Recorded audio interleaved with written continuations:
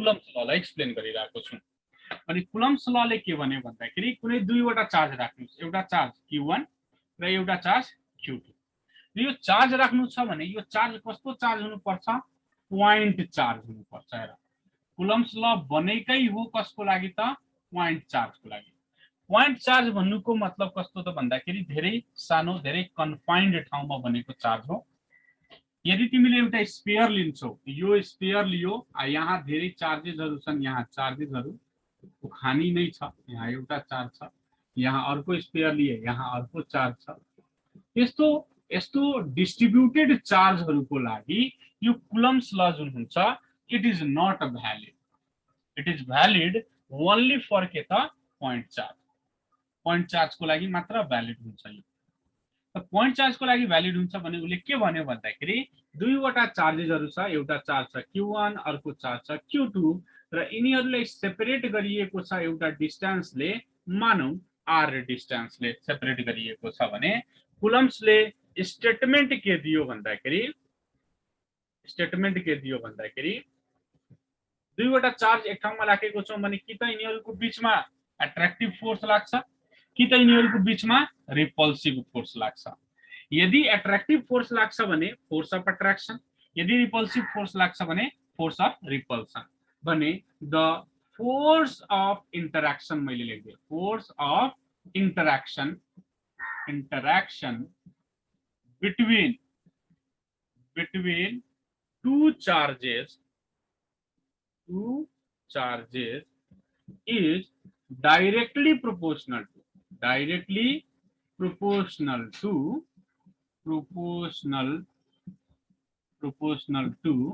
the product of charges and inversely proportional to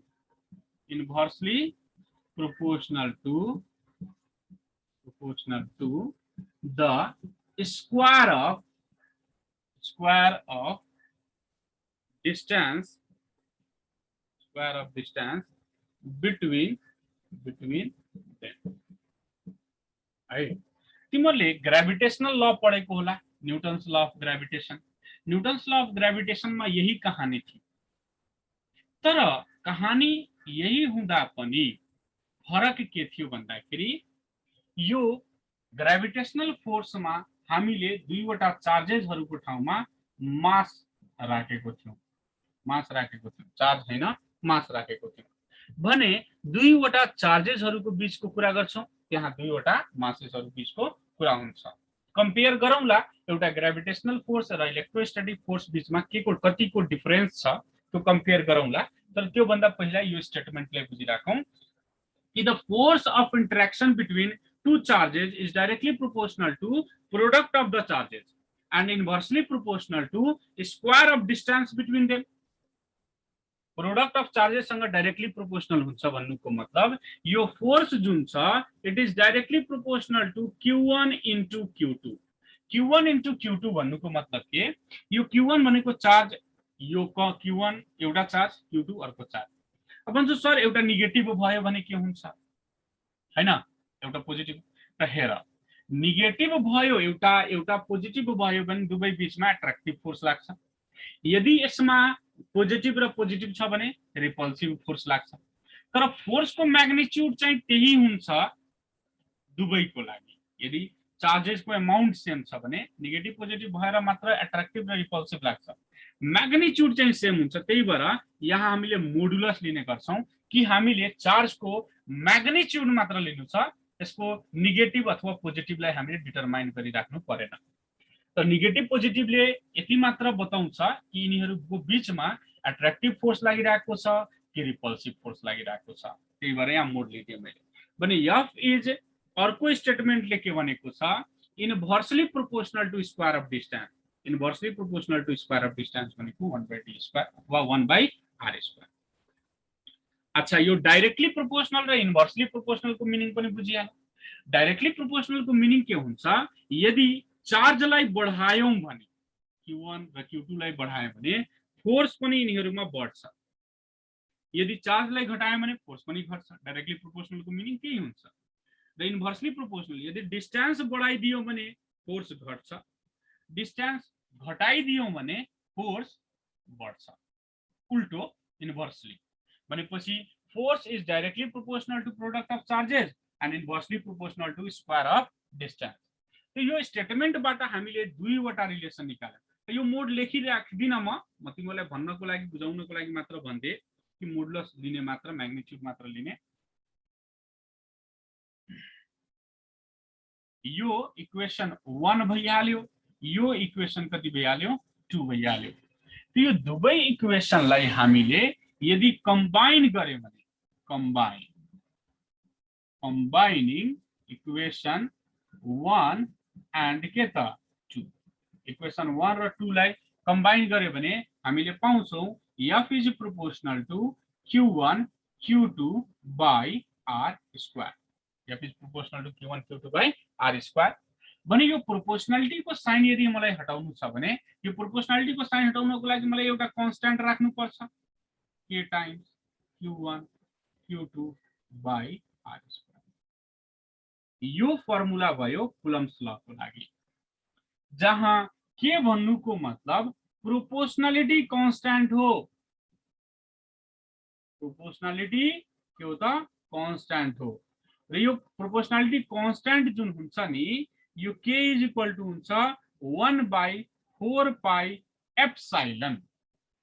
epsilon नयाँ word आउँछ एउटा epsilon, यो एप्सिलन हो ई हैन एप्सिलन हो, जहाँ ई को सिम्बल को नाम हो एप्सिलन।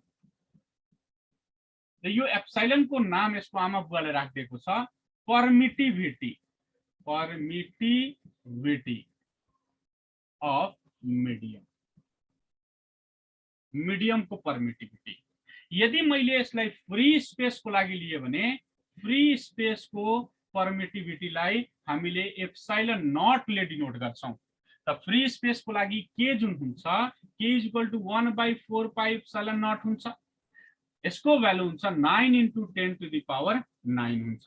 यो परमिटिभिटी को बारेमा अझै डिस्कसन गर्नु छ, यसको राम्रो डिटेलमा हामी डिस्कसन गर्छौं परमिटिभिटी भनेको के हो र मिडियममा कसरी फरक पर्न जान्छ परमिटिभिटी। त यो k इज इक्वल टु कति भयो त 1 बाई 4 पाई एप्सिलन नट, जसको भ्यालु कति हुन्छ 9 इन्टु 10 टु द पावर 9 हुन्छ।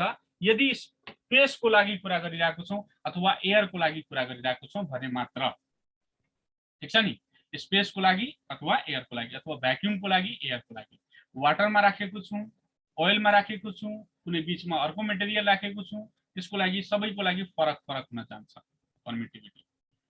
त्यो परमिटिभिटी को डिस्कसन हामी गर्छौं अहिले, तर त्यो भन्दा पहिला यो फोर्स बुझिहाल्यो। त force of interaction between two charges कति हुन्छ k times Q1 Q2 by R square.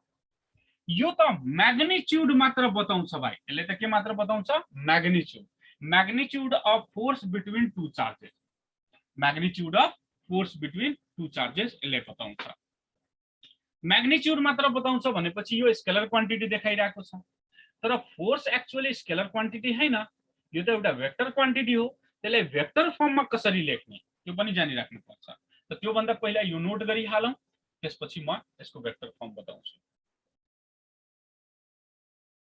Screenshot गरिहाल्नुस् अथवा पज गरेर लेखिहाल्नुस्, यसलाई म मेट्न सक्छु है।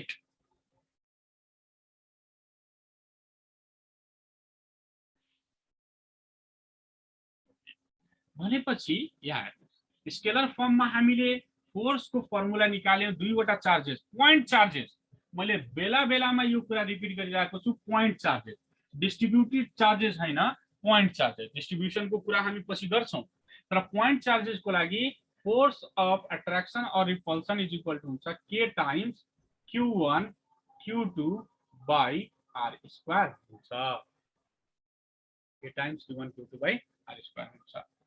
अब इसको यदि वेक्टर फर्म लेख्नु छ भने वेक्टर फर्म हैन, वेक्टर फर्म लेख्नु छ भने वेक्टर फर्ममा फोर्स इज इक्वल टु फोर्समा वेक्टर को सिम्बल दिउँ, यो k त स्केलर क्वान्टिटी कांस्टेंट हो, Q1 चार्ज पनि कांस्टेंट, यो पनि सरी चार्जहरु स्केलर हुन्छ Q1 Q2, र यहाँ R स्क्वायर जुन छ यो यसलाई वेक्टर मान्छौ भने R क्याप कुनै पनि क्वान्टिटिजलाई हामीले भेक्टर बनाउनु छ त्यसमा युनिट भेक्टरले मल्टिप्लाई गरिदिउँ, युनिट भेक्टरले मल्टिप्लाई गरिदिउँ भने के हुन्छ भन्दाखेरि त्यो भेक्टर भइहाल्छ। आर क्याप भनेको मतलब कस्तो, जस्तै यो Q1 छ, यो यहाँ के छ Q2 छ, यिनीहरू बीचको डिस्टेन्स कति छ R छ, ठीक छ नि।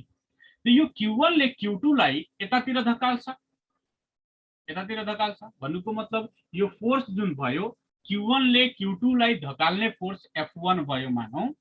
तो यो कसको डाइरेक्सनमा छ, जुन डाइरेक्सनमा R छ त्यही डाइरेक्सनमा छ भन्नुको मतलब direction of R determines where the force is acting.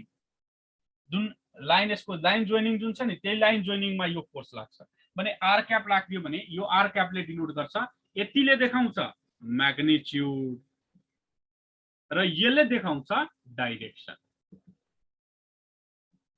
Magnitude र डाइरेक्सन। कुनै पनि क्वान्टिटीको युनिट भेक्टरलाई ए क्यापलाई हामीले लेख्न सक्छौं। हेर जस्तै मानौ कुनै भेक्टर छ A vector is equal to magnitude of A into unit vector of A भन्नुको मतलब यसले म्याग्निट्युड देखायो, यसले डाइरेक्सन देखायो। त A cap is equal to कति लेख्न मिल्छ, vector A by magnitude of A लेख्न मिल्छ भने यहाँ मैले त्यही काम गरिरहेको छु के Q1 Q2 by R square into R cap भनेको छ भने vector R by magnitude of R लेख्न मिल्छ भने यसलाई लेख्दाखेरि के times Q1 Q2 by R square into R भनेको R क्यूब र यहाँ R vector. The vector form of electrostatic force between two charges is equal to K times Q1 Q2 by R cube into R square। यो scalar form भयो, magnitude को form भयो, यो भयो के त वेक्टर फर्म।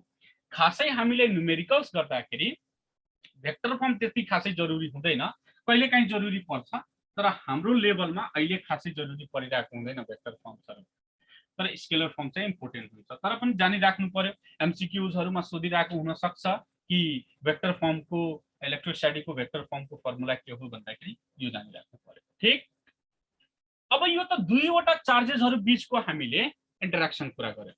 मानव एकछिनको लागि धेरै चार्जेसहरुले एउटा चार्जमा फोर्स एप्लाई गरिरहेको छ भने त्यसलाई हामी भन्छौं principle of superposition. Principle of के त सुपरपोजिसन। प्रिन्सिपल अफ सुपरपोजिसन ले के भन्छ हेर, जस्तै मानौ कुनै एउटा पोइन्ट चार्ज छ यहाँ क्यू चार्ज छ है, यसको सराउन्डिङमा मानौ एउटा Q1 चार्ज यहाँ छ, पोजिटिभ Q1 चार्ज छ यहाँ, ठीक छ नि, Q1 चार्ज छ यहाँ। यो यहाँदेखि यहाँसम्मको डिस्टेन्स जुन छ R1 डिस्टेन्स छ। अर्को Q2 चार्ज यहाँ छ, Q2 चार्ज यहाँ छ, यो पनि पोजिटिभ छ, यो यहाँदेखि यहाँसम्मको डिस्टेन्स कति छ R2। अर्को चार्ज छ यहाँ Q3 जुन कि पोजिटिभ छ भनेपछि यो R3 डिस्टेन्समा छ। अर्को चार्ज छ Q4 चार्ज छ भने R4। यस्तो धेरै चार्जेसहरु छन् मानव एकछिनको लागि। आई सबै चार्जेसहरुले यो Q चार्जमा, Q मा रहेको चार्जमा यिनीहरुले के गरिरहेको छ, फोर्स लगाइरहेछ। हेर त Q1 ले Q मा फोर्स कता लगाउँछ, यो डाइरेक्सनमा F1 फोर्स लगाउँछ। Q2 ले Q मा कतातिर फोर्स लगाउँछ, यतातिर फोर्स लगाउँछ, F2 फोर्स लगाउँछ। Q3 ले यो चार्जमा कतातिर फोर्स लगाउँछ, यतातिर लगाउँछ, F3 फोर्स लगाउँछ। Q4 ले मा कता फोर्स लगाउँछ, यतातिर लगाउँछ, F4। पुरा बुझिरहेछ भने सबै चार्जेसहरुले, धेरै चार्जेसहरु छ, मल्टिपल चार्जेसहरु छ, ती मल्टिपल चार्जेसहरुले एउटा कुनै पोइन्ट चार्जमा यदि फोर्सहरु लगाइरहेको छ भने यसमा टोटल फोर्स कति हुन्छ है, अथवा नेट फोर्स कति हुन्छ, net force is equal to हुन्छ vector sum of all forces. सबै फोर्सेसहरुको वेक्टर सम, किनभने फोर्स एउटा वेक्टर क्वान्टिटी हो भने सबैको वेक्टर सम भने F इज इक्वल टु म के लेख्न सक्छु, Q1 ले लगाउने फोर्स F1, Q2 ले लगाउने फोर्स F2, Q3 ले लगाउने फोर्स F3 प्लस Q4 ले लगाउने फोर्स F4 प्लस n वटा चार्ज छ भने यसरी यसलाई हामीले लेख्नु पर्यो भने वेक्टर फर्ममा भने के हुन्छ k टाइम्स q1 q2 सबैमा कमन भइहाल्छ यहाँ भइहाल्छ 1/r1 cube into r1 vector plus 1/r2 cube into r2 vector plus 1/r3 cube into r3 vector and so on. बुझिराख्नु भएको छ र भेक्टर सम भनेको त हामीलाई थाहा छ नि त जस्तै कुनै एउटा भेक्टर छ यतातिर यो a भेक्टर भयो कुनै एउटा भेक्टर छ यतातिर यो b भेक्टर भयो त यसको रिजल्टेन्ट जुन हामी निकाल्छौं यो रिजल्टेन्ट हामीले प्यारालेलोग्राम लबाट निकालेको थियौं नि त हामीले 11 क्लासको भेक्टरमा प्यारालेलोग्राम बनाएको थियौं resultant is equal to vector sum of a plus vector sum of b गर्ने गर्थ्यौं यसरी नगरेर यसरी गरौँ एउटा भेक्टर छ यो a अर्को भेक्टर छ यो b र ट्रायंगल लबाट हामीले रिजल्टेन्ट यिनीहरु बीचको निकालेको थियौं r इज इक्वल टु के हुन्छ a प्लस b त्यसको म्याग्निट्युड निकाल्दाखेरि r को म्याग्निट्युड निकाल्दाखेरि square root of a square plus b square plus 2ab cos theta गर्ने गर्थ्यौं भेक्टर सम भन्नुको मतलब सिम्पली सम हैन सिम्पली एड गर्ने यहाँ 2 3 4 5 6 छ भने सबैले एड गर्दै हैन भेक्टर सम भन्नुको मतलब यस्तो फर्ममा ट्रायंगल ल अथवा प्यारालेलोग्राम ल लगाएर हामीले सम गर्नुपर्छ यसको म्याग्निट्युड निकाल्नको लागि भेक्टर सम भनेको त यस्तै नै हो तर यसको म्याग्निट्युड निकाल्दाखेरि यो कुरा ध्यान राख्नुपर्छ डाइरेक्सन पनि निकाल्न आउँछ हामीले भेक्टरको रिजल्टेन्ट पुरा बुझिराख्नु भएको छ यहाँसम्म कसरी भयो यो भेक्टर सम कसरी हुन्छ यो कुरालाई हामी के भन्छौं प्रिन्सिपल अफ सुपरपोजिसन भन्नुको मतलब कुनै एउटा पोइन्ट चार्जमा मल्टिपल चार्जेसहरुको कारणले गर्दा फोर्स लाग्छ भने त्यसमा लाग्ने net force is equal to the individual forces अथवा sum vector sum of individual forces acting on this charge यसको म्याग्निट्युड निकाल्नको लागि हामीलाई भेक्टर कन्सेप्ट चाहिन्छ जसको लागि मैले न्युमेरिकलको एउटा क्लास दिएको छु न्युमेरिकलको क्लास तिमीले हेर्न सक्छौ त्यसको भिडियो छ हामीसँग पोलिगन टाइप न्युमेरिकल्स र एउटा इक्विलिब्रियम पोइन्ट निकाल्ने तरिका मैले बताएको थिए कुलम्ब्स लबाट दिस इज द कुलम्ब्स ल ठीक अब कुलम्ब्स लबाट जुन फर्मुला हुन्छ इलेक्ट्रोस्टैटिक फोर्सको यो इलेक्ट्रोस्टैटिक फोर्स के मा डिपेन्ड गर्छ मैले यसलाई मेटिरहेको छु तिमीले नोट गर्न सक्छौ नोट गरेको छैन भने फेरि यो भिडियोलाई हेरेर नोट गर्न सकिन्छ यो इलेक्ट्रोस्टैटिक फोर्स जुन हुन्छ एउटा त डिपेन्ड गर्छ केमा गर्छ एउटा त डिपेन्ड गर्छ यो चार्जमा चार्जेसहरुसँग डाइरेक्टली प्रोपोर्शनल हुन्छ चार्जेस बढ्दै गयो भने फोर्स पनि बढ्दै जान्छ चार्जेस घट्दै गयो भने फोर्स पनि घट्दै जान्छ अर्को डिस्टेन्समा सेपरेसनमा डिपेन्ड गर्छ ठीक छ अर्को यो डिपेन्ड गर्छ मिडियममा केमा डिपेन्ड गर्छ भाइ मिडियममा एयरमा दुईवटा चार्जेसहरुको बीचमा केही फोर्स लागिरहेको छ भने यदि यही चार्जेसलाई त्यही डिस्टेन्समा यदि वाटरमा राखिदियौ भने फोर्स यिनीहरु बीचको फरक परिहाल्छ किनभने electrostatic force depends upon the permittivity of the medium epsilon यो एप्सिलनमा डिपेन्ड गर्छ पुरा बुझ्नु भयो एप्सिलनमा डिपेन्ड गर्ने भएको कारणले गर्दा यो मिडियम डिपेन्डेन्ट बनिन्छ त्यही ग्रेभिटेशनल फोर्स दुईवटा बडीजहरुको बीचमा मिडियम डिपेन्डेन्ट हुँदैन यो फोर्स जुन हुन्छ यो एट्र्याक्टिभ पनि हुन्छ रिपल्सिभ पनि हुन्छ यही यदि यसलाई कम्पेयर गर्यौं हामीले ग्रेभिटेशनल फोर्ससँग कम्पेयर गर्यो भने यिनीहरु चार्जमा डिपेन्ड गर्छ भने यिनीहरु केमा डिपेन्ड गर्छ मासेसमा र यो डिस्टेन्समा पनि डिपेन्ड गर्छ यो मिडियममा डिपेन्ड गर्दैन मिडियममा डिपेन्डेन्ट कुरा होइन ग्रेभिटेशनल फोर्स र यो ग्रेभिटेशनल फोर्स जहिले पनि एट्र्याक्टिभ हुन्छ ग्रेभिटेशनल फोर्स जहिले पनि के हुन्छ एट्र्याक्टिभ हुन्छ तर इलेक्ट्रोस्टैटिक फोर्स के हुन्छ एट्र्याक्टिभ पनि हुन्छ रिपल्सिभ पनि हुन्छ पुरा बुझिराख्नु भएको छ These are the information about the Coulomb's law को यो इन्फर्मेशन्सहरु